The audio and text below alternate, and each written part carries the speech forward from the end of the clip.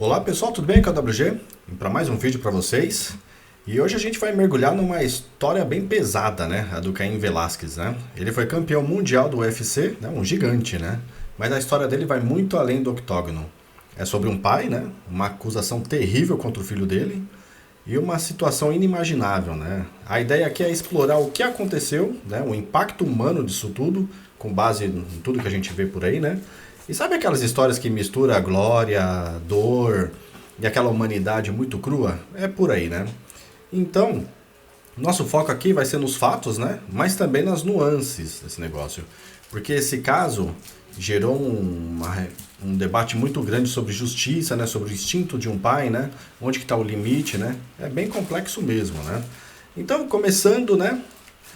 Velasquez, nascido na Califórnia, né, filho de imigrantes mexicanos. Parece que esse negócio de briga para ter que se provar começou cedo, né? Ele foi campeão de luta livre desde cedo, né, um talento nato, e chegou no UFC em 2008, né, já chegou impressionando, na verdade, com toda aquela intensidade, né? Então o auge mesmo foi em 2010, quando ele ganhou do Brock Lesnar, e aí foi um choque para muita gente, né? Campeão peso pesado. E virou um ícone, né? Aquele lema Brown Pride, sabe? Um orgulho para a comunidade latina. Então, fora dali, as fontes mostram também que como ele é um cara bem reservado, né? Pai de família, né? Então essa imagem é chave pra gente entender o que vem depois. Porque aí vem a virada dramática, né? Fevereiro de 2022 surge a acusação, né? Gravíssima até, né? Na verdade, né? O filho do Velasquez, de só 4 anos, teria sofrido abuso sexual. E o acusado era um funcionário da creche que a criança frequentava, Harry Goulart. Então é uma situação terrível, né? Então, e assim, o engraçado é que ele foi preso, mas aqui tá o ponto que parece ter sido estopim para tudo isso, né? Poucos dias depois, ele foi solto sob fiança. Então, você imagina, né? Um cara desse sendo solto com uma acusação dessas, né?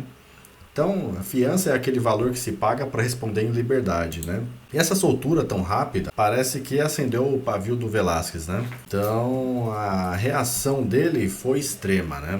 No dia 28 de fevereiro de 2022, ele perseguiu o carro onde estava o Goulart, né? A mãe dele e o padrasto, né? Também estavam dentro do carro, né? E durante essa perseguição, ele atirou algumas vezes, né? O Goulart não foi atingido, mas o padrasto dele acabou sendo atingido. E aí, né, felizmente ele sobreviveu. E o Velasquez acabou sendo preso em flagrante, né, no mesmo dia. E a acusação inicial para cima dele foi um pouco pesada, né? Tentativa de homicídio, né? Ou seja, tentativa de matar alguém, né? E aí começou a batalha judicial, ele ficou 8 meses preso em São José, né? E nesse tempo nada de fiança para ele, né? A justiça negou. Então ficou 8 meses direto, né? Só saiu em novembro de 2022, pagou uma fiança de US$ 1 milhão, mas não foi liberdade total, né? Ele ficou em prisão domiciliar ali, né? US$ 1 milhão, hein? Mesmo assim, né? Preso em casa com restrições, né? Bem restrito até. Ele só podia sair para trabalhar na ACA, né? Que é uma academia famosa de MMA, e para ver os filhos também. E monitorado o tempo todo, na tornozeleira eletrônica, nada de vida normal. Então foi nesse período em casa que ele deu algumas entrevistas que a gente consegue ver na internet, né? Ele falou das experiências dele, um momento de muita reflexão, né? E ele falou muito sobre isso, sobre aprender na solidão, né, se conhecer melhor. Tem até uma frase dele que marcou bastante, né, que na prisão eu não tinha como mentir para mim mesmo. Agora me sinto mais livre por dentro. Então são frases bem interessantes, né? Ele falou sobre valorizar as coisas simples também, tipo treino, a natureza, o tempo com os filhos, e sobre ensinar os mais jovens a passar alguma coisa boa adiante, né? Talvez pensando no próprio exemplo, né? E essa história, como é que terminou, né? Ela não chegou a ter um julgamento completo, né? Com um júri, foi um processo longo, né? Quase 3 anos.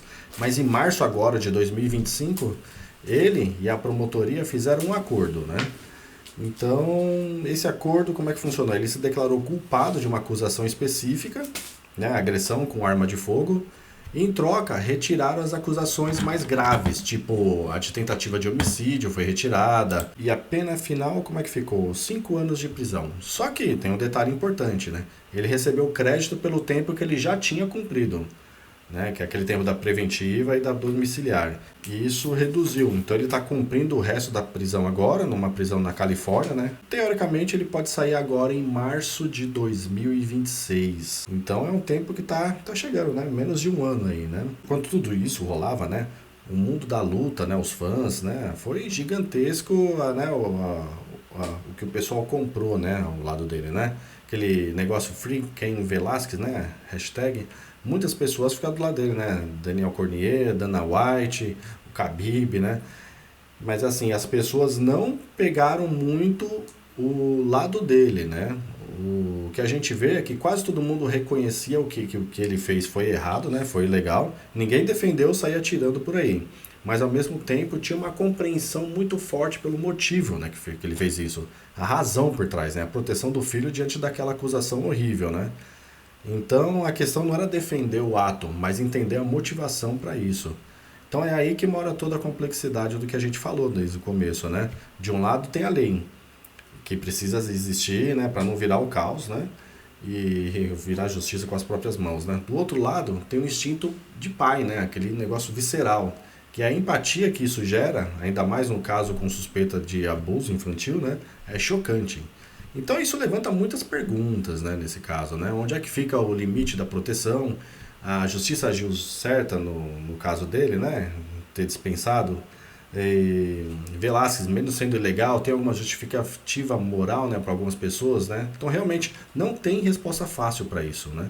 E pensando nisso tudo, né, talvez a história do Caim Velasquez faça a gente parar para pensar onde acontecem as lutas de verdade, né? As mais difíceis, na verdade, até. Então, talvez não seja no octógono com, né, com as luzes e a torcida, né, mas ali no íntimo, né, como um pai, né, confrontado com algo que ele nunca imaginou. E as consequências disso tudo também, né? As escolhas que a gente faz nos momentos extremos. Então é algo para estar se pensando. Nos vemos no próximo vídeo. Um abraço a todos e tchau, tchau.